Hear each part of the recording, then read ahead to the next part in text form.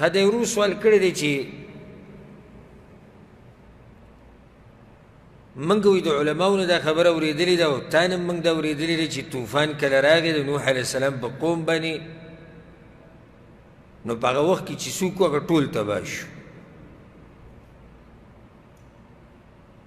نو سوال د دې رور دا دی او ډېر ښکلی سوال دی چې ټول خلک ولې تباه کېدو، حالانکې حدیث کې خدا راغلي پیغمبر صلی الله علیه وسلم وایي چې هر پیغمبر خپل قوم ته لېږلی شوی دی او زه ټولو خلکو ته لېږلی شوی. نو په کار خو صرف دا و چې نوح علیه السلام قوم تباه شوی، خو زه ټولو خلکو ته خو نه راغلی. او دې کې اشکال ورته دا دی، اصل کې د رور ته اشکال دا دی چې د نوح علیه السلام چې کله کشتۍ ته وختو نو ټول خلک چې په ځمکه و ټول تباه شو. نو دې نه خو دا ثابتېږي چې نوح علیه السلام ټول خلکو ته راغلی دی پیغمبر.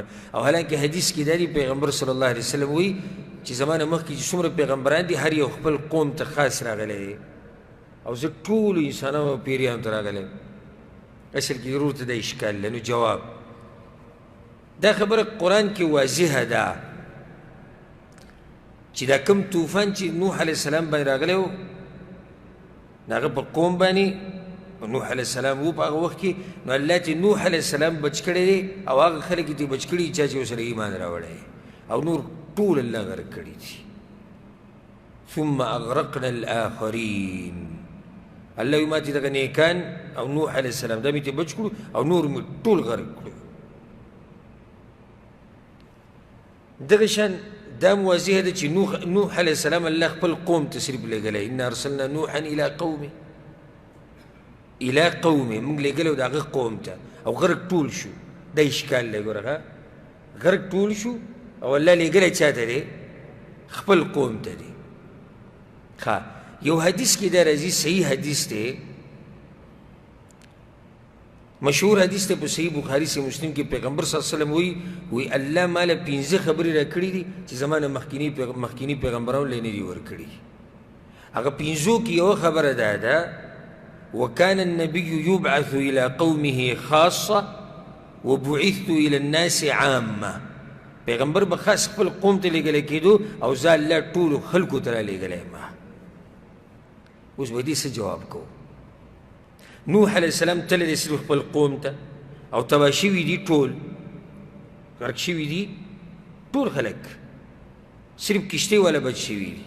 او حدیث کې دی چې هر نبي خپل قوم ته تللی. نو جواب یې بیا دا واوره، نوح علیه السلام تللی دی خپل قوم ته، الله لېږلی دی خپل قوم ته، بس دا واضحه ده. نو یو سړی به چې ټول ولې غرق کېدو؟ جواب نور څوک نه وو، هم دقه د نوح علیه السلام قوم و. یعنې په هغه ټیم کې په ځمکه باندې نور خلک نور قومونه نه وو. نو ځکه الله وایي چې ما ټول غرق کړو، ټول غرق کړو د نوح علیه السلام قوم صرف ونو، نور خو څوک نه وو که نه، او لېږلی شوی هم دی د خپل قوم ته دی. نو د حدیث سره هم ټکراو نشته. هغه حدیث کې دي چې هر پیغمبر خپل قوم ته لېږلی شوی، نو دا صحیح ده که نه؟ نوح علیه السلام خپل قوم ته لېږلی شوی، نور قومونه خو نه وو چې هغوی ته که نور قومونه وی نو بیا دا اشکال صحیح و چې یاره نور قومونه هم دي، نوح علیه السلام قوم دی او نوح علیه السلام ټولو ته لېږلی شوی او څنګه پیغمبر دا وایي؟ نو جواب یې وشو چې په هغه ټیم کې صرف د نوح علیه السلام قوم و فقط، په ځمکه باندې بل قوم نه و. او نه دا خبره چا معلومه کړې ده چې نور قومونه مو هغه بچ پاتې شو یا هغه نه.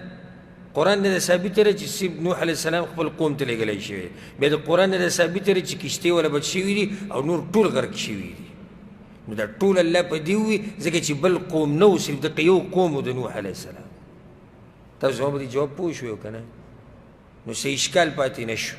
پیغمبر صلی الله علیه وسلم که څوک وایي چې پیغمبر صلی الله علیه وسلم وایي چې پیغمبر به خپل قوم ته لېږلی کېدو او زه ټولو ته، نو داسې خو نوح علیه السلام هم ټولو ته رالېږلی شوی.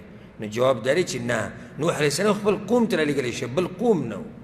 او پیغمبر صلی الله علیه وسلم چې الله راولېږو نو په ځمکه باندې دنیا قومونه آباد وو، دنیا قومونه، او دې ټولو ته الله سبحانه وتعالی څوک راولېږو؟ پیغمبر صلی الله علیه وسلم راولېږو. والله اعلم.